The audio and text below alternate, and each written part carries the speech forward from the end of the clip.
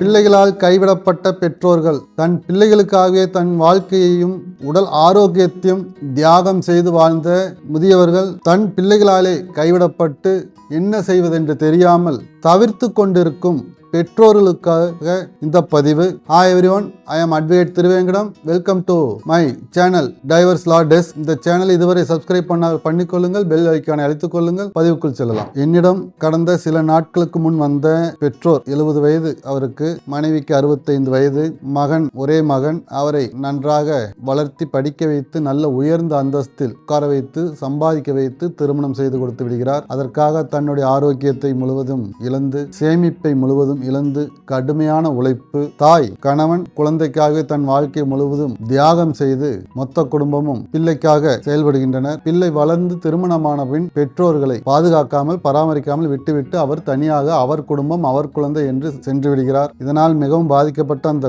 பெற்றோர் என்னிடம் ஆலோசனைக்காக வந்தார்கள். பராமரிப்பு பெற வேண்டும், என்னுடைய உழைப்பை முழுவதும் அவனுக்கு தான் செய்தேன், என்னுடைய ஆரோக்கியமும் கெட்டுவிட்டது, நான் எதையும் கவனிக்கவில்லை, என் மனைவியையும் நான் கவனிக்கவில்லை, நாங்கள் இருவரும் அவனுக்காகவே வாழ்ந்தோம், அவன் தற்போது அவன் குடும்பம் அவன் குழந்தைகள் என்று ஒதுங்கிவிட்டான், எங்களை பார்க்க வருவதும் இல்லை, எங்களை எதுவும் பராமரிப்பதும் இல்லை, எங்களுக்கு ஒரு ஆதரவு செய்து கொடுங்கள், சட்டப்படி என்ன கிடைக்குமோ அதை பெற்றுக் கொடுங்கள் என்று வந்தார். அவர்களுக்கு கஷ்டத்தை முழுமையாக கேட்டு தெரிந்து சட்டப்படி முதியோர் பாதுகாப்பு சட்டம், பராமரிப்பு சட்டப்படி அவர்களுக்கான தீர்வுகளை பெற்றுக் கொடுத்தேன். அந்த சூழ்நிலை மற்ற பெற்றோர்களும் வராமல் தங்களை பாதுகாத்துக் கொள்ள வேண்டும் என்பதற்காக இந்த பதிவை நான் இடுகிறேன். இதுவரை இந்த சேனலை சப்ஸ்கிரைப் பண்ணாத சப்ஸ்கிரைப் பண்ணிக்கொள்ளுங்கள், பெல் ஐக்கானை அழைத்துக் கொள்ளுங்கள். தொடர்ந்து அடுத்தடுத்த பதிவு உங்களுக்கு கிடைக்க. வாழ்க்கை முழுவதும் ஆரோக்கியத்தையும் சேமிப்பையும் கவனத்தில் கொள்ளாமல் முழுவதும் தன் மகனுக்காக கொடுத்து இழந்துவிட்டு அவருடைய உதவியும் அவருடைய அரவணைப்பும் எதிர்பார்க்கும் சமயத்தில் பெற்ற மகனை கைவிட்டு செல்லும் சூழ்நிலை இந்த காலகட்டத்தில் அதிகம் உள்ளது.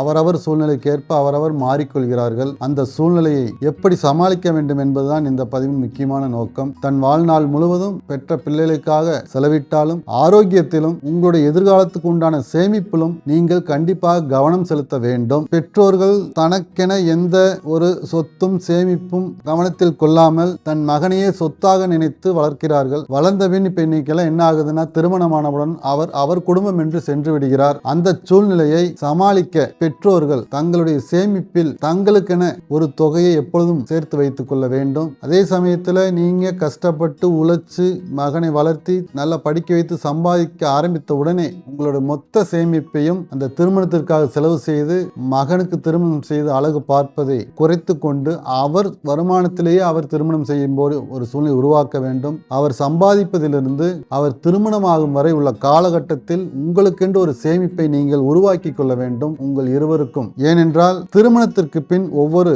ஆண் பிள்ளைகளும் அவர்கள் வேலைகளையும் குடும்பத்தையும் காரணம் காட்டி பெற்றோர்களை பிரிந்து தன்னிச்சையாக செல்லும் சூழ்நிலைகள் இன்று உருவாகியுள்ளது. கால சூழ்நிலை, அவர்களையும் நாம் குறை சொல்ல முடியாது, சூழ்நிலைகளும் இருக்கிறது, கட்டாயத்திலும் சென்றிருக்கலாம். அப்படிப்பட்ட சூழ்நிலை நீங்கள் சமாளிக்க தயாராக வேண்டும் என்றால் உங்கள் ஆரோக்கியத்தையும் உங்கள் சேமிப்பையும் நீங்கள் உயர்த்தி கொள்ள வேண்டும். படிக்க வச்சு சம்பாதிக்கும் வரை உங்கள் மொத்த சேமிப்பையும் உங்கள் மகனுக்காக செலவு செய்யும் நீங்கள் மகன் சம்பாதித்தவுடன் திருமணம் வரை அவரிடமிருந்து உங்களுக்கென்று ஒரு சேமிப்பை நீங்கள் பெற்று சேர்த்து வைத்துக் கொள்ள வேண்டும். அதை கேட்பதை கூச்சப்படாமல் கேட்க வேண்டும். தெளிவுபடுத்துங்கள், புரிய வையுங்கள். அவர்களுக்காகவே உங்கள் வாழ்க்கையை தியாகம் பண்ணி மொத்த சேமிப்பையும் கொடுத்துவிட்டு மொத்த உழைப்பையும் கொடுத்துவிட்டு மொத்த ஆரோக்கியத்தையும் கொடுத்துவிட்டு திருமணத்திற்கு பின் உங்களால் அவர்கள் பிரிந்து சென்ற பின் உங்களுக்கு என்ன செய்வதென்றே ஒரு வழி தெரியாமல் கிடைக்காமல் குழப்பத்தில் இருக்கும் சூழ்நிலையை நீங்கள் உருவாக்கி கொள்ளாமல் இருக்க சில விஷயங்களை நேரடியாக பேசி அவரிடமிருந்து அந்த பராமரிப்பாகவோ அன்பாகவோ கலந்து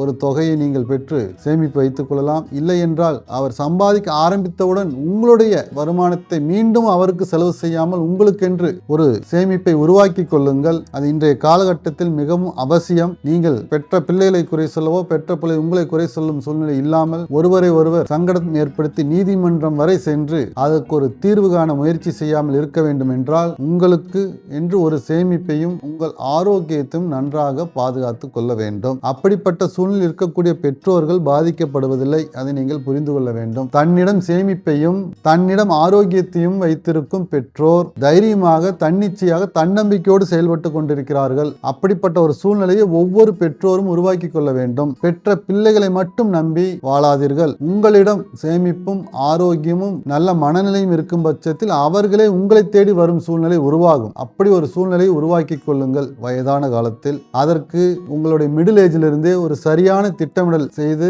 உங்களை எதிர்காலத்தை பாதுகாக்க தேவையான முயற்சிகளையும் வாழ்வாதாரங்களையும் பெருக்கிக் கொண்டு சரியான ஒரு முடிவை எடுத்துக்கொள்ளுங்கள். முழுவதையும் குழந்தைகளுக்காக செலவழிக்காதீர்கள். உங்கள் மனைவியின் ஆரோக்கியத்தையும் கருத்தில் கொண்டு உங்களின் ஆரோக்கியத்தையும் கருத்தில் கொண்டு செயல்பட வேண்டும். இது இன்றைய காலகட்டத்தில் ரொம்ப முக்கியங்க.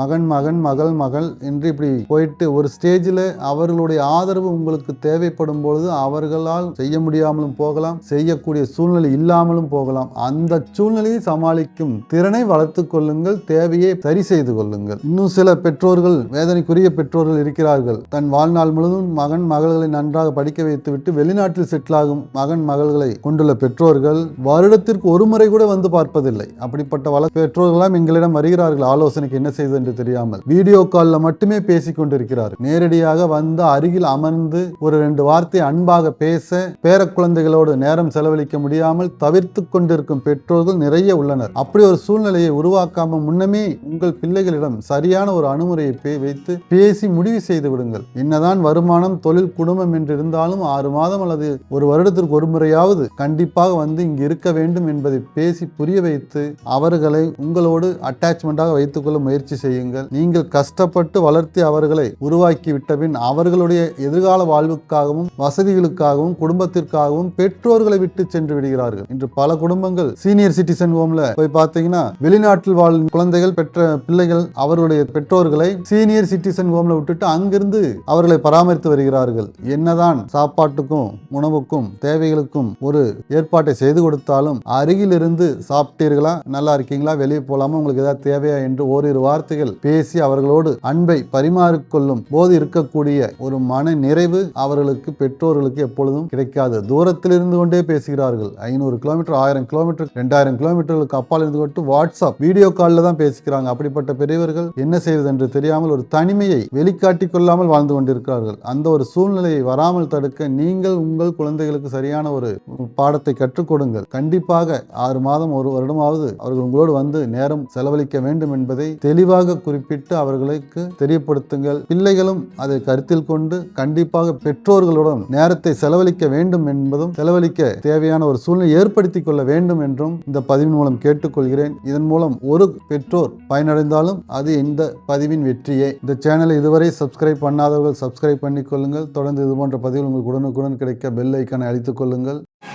We'll be right